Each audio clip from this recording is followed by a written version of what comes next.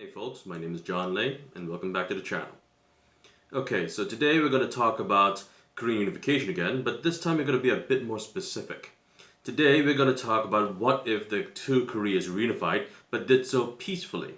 As in, let's say one day the North and the South Korean governments got together and they mutually and amicably agreed to reunite the Korean peninsula to form one single country.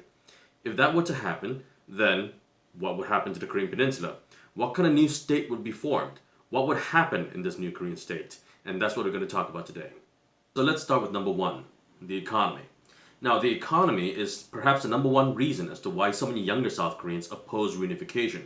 And that's because the South Korean economy is about 50 times larger than the North Korean economy. Now, even if the two Koreas decided to reunify peacefully, eventually, inevitably, the two Koreas would need to have one single currency, or at least an interchangeable currency. But right now, the North Korean currency is not worth the paper that it's printed on. And that would mean that the majority of the cost of reunification would be borne by South Koreans. So how much will reunification cost? Well, the figures change depending on whom you're asking. But I personally think it'll cost in the trillions of dollars. And that's because we have to look at the example of West and East Germany. Now, perhaps it's not the fairest of example. After all, the West and the East Germans did reunify peacefully, but their reunification was sudden. But anyway, when we look at the West and East German reunification, in the 20 years after they reunified, the total cost of their reunification cost about 2 trillion euros, and it's still going. And so I'm going to bet that it's going to cost even more for the Korean peninsula. And that's because North Korea is so much poorer than when East Germany reunified with the West Germans.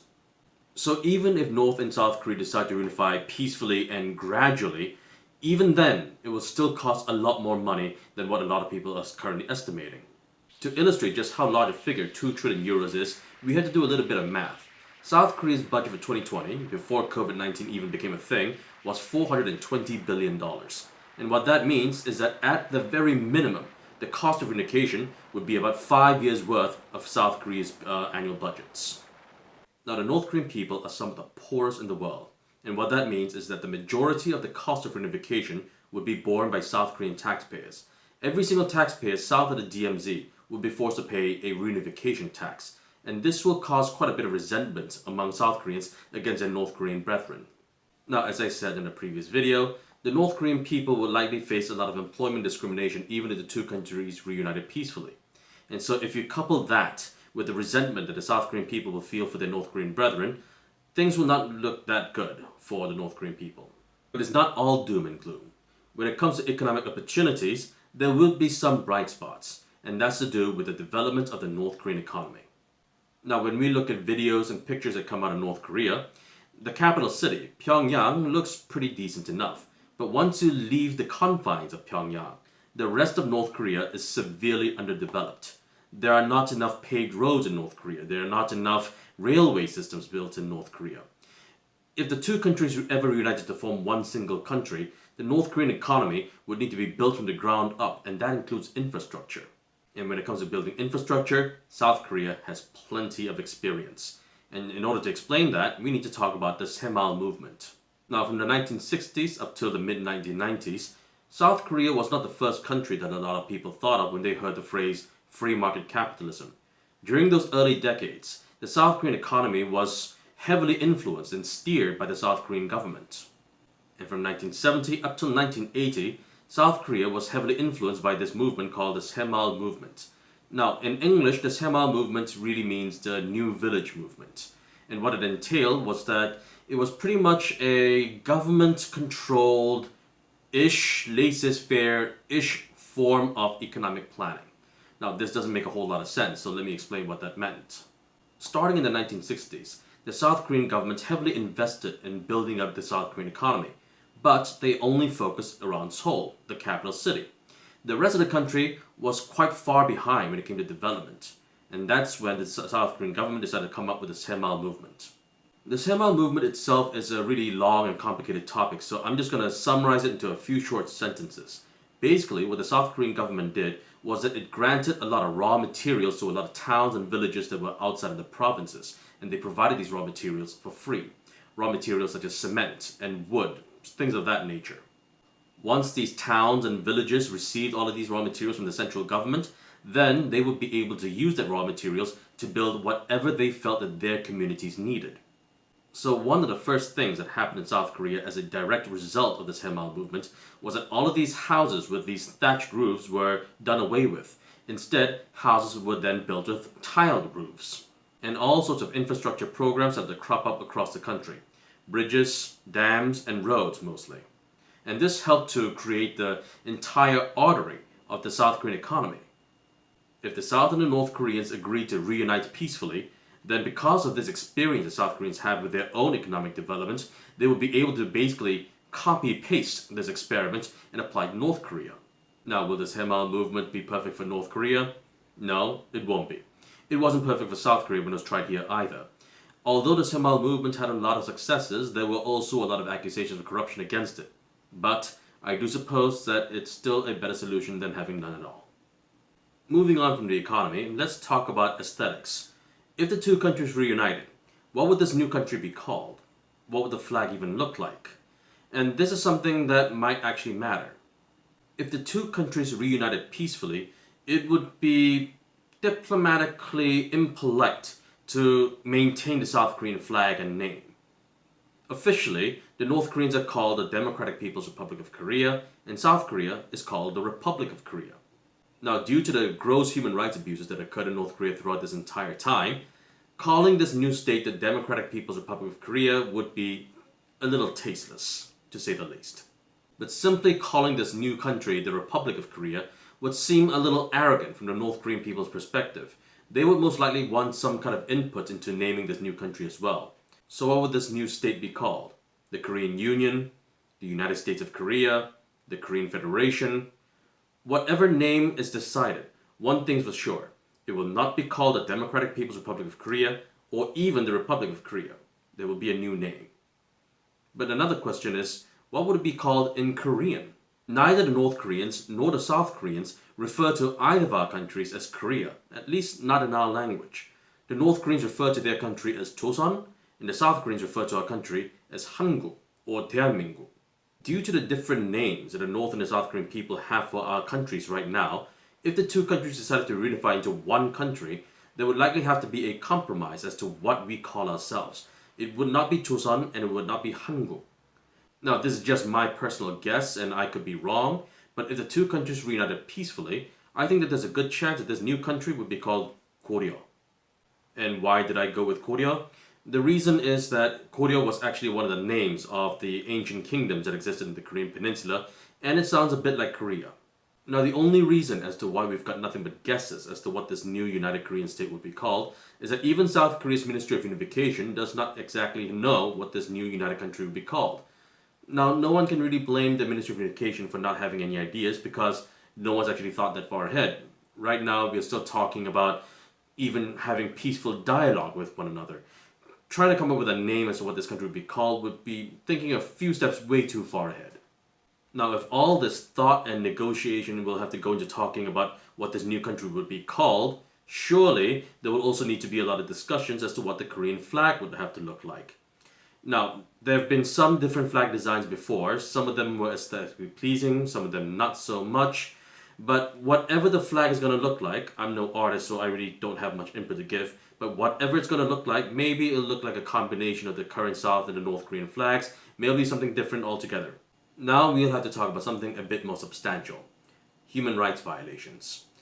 Now, we've read the UN reports and we've read the testimonies in the books that were written by North Korean defectors. North Korea is one of the worst violators of human rights. And even if the two countries reunited peacefully, there would have to be some sort of justice. So the question on everyone's mind is, will Kim Jong-un and the rest of the Kim dynasty be prosecuted for human rights violations and crimes against humanity? The question might not be that easy to answer. And that's because if this is a peaceful unification, there's a very good chance that the Kim dynasty will not face any justice. And in order to ensure that neither Kim Jong-un nor his sister, Kim Yo-jong, does anything to jeopardize the process, the Kim dynasty will need to be granted asylum. They will have to be granted asylum because there is no way that the South Korean people would accept them as their leaders. So the Kim dynasty will most likely need to seek exile in either China or perhaps in a neutral country like Switzerland. But either way, they will not be able to live in a united Korean peninsula. But that's the Kim dynasty. What about other senior officials? What about other senior members of the Workers' Party of Korea? Some of them might face justice, but not all of them will. Now, a lot of people like to think that North Korea is really run by a single man, Kim Jong-un, and that everyone in the country just listens to whatever he has to say. But that's not true. Like every other country in the world, North Korea has its own bureaucracy. There are other officials and officers and military leaders who all have their own little fiefdoms. And they would have to be placated too. But not all of them, of course. Among those officials, there are likely those who are going to be more cooperative with South Korea, and there are those that are going to be more resistant.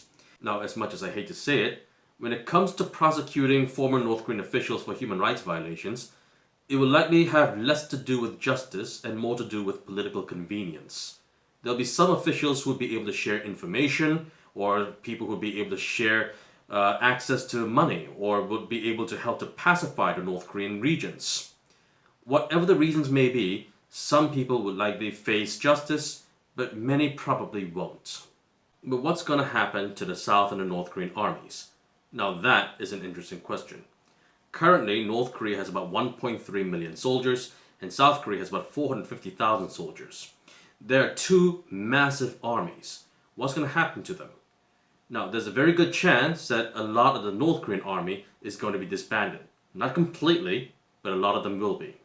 Now, the reason why North Korea is such a huge army is that if a war breaks up with South Korea, it would face a huge disadvantage against a technologically advanced South Korean military.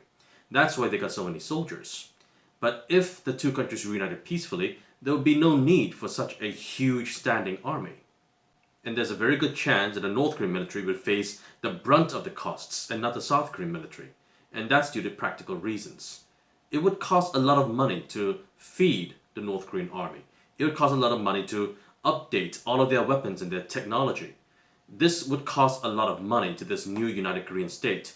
And as far as this new United Korean state goes, there would be a lot of things that they would need to spend money on to make sure that the economy doesn't completely collapse.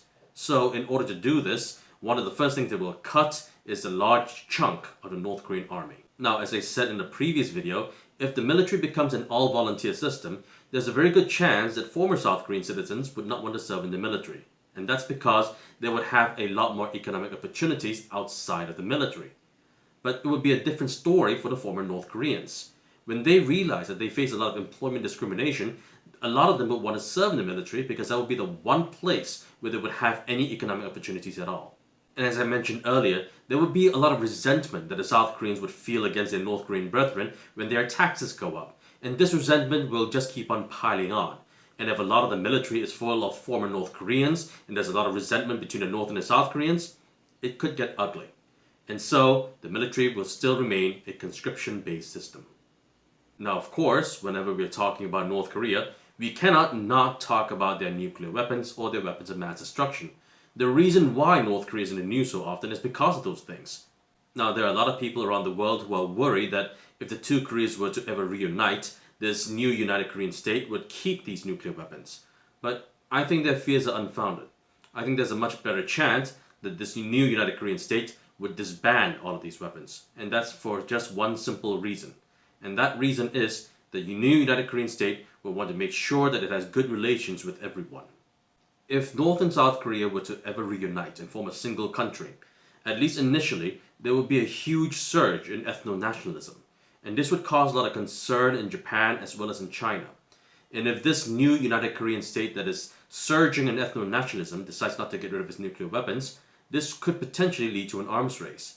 Even Japan, that has a pacifist constitution, might be really worried about a nuclear-armed Korean peninsula. And so would the Chinese. And this would likely lead to a lot of unnecessary tension, and perhaps it could even lead to military miscalculation.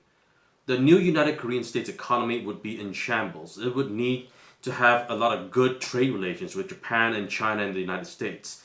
And having nuclear weapons would be a huge impediment to that goal.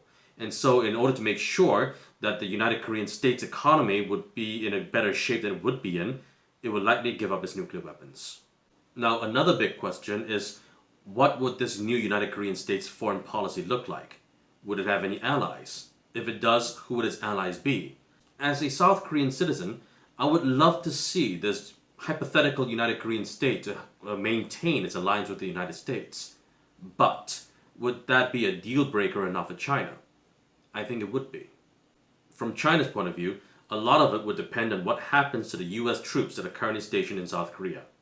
Right now, there are about 28,500 American troops stationed in South Korea.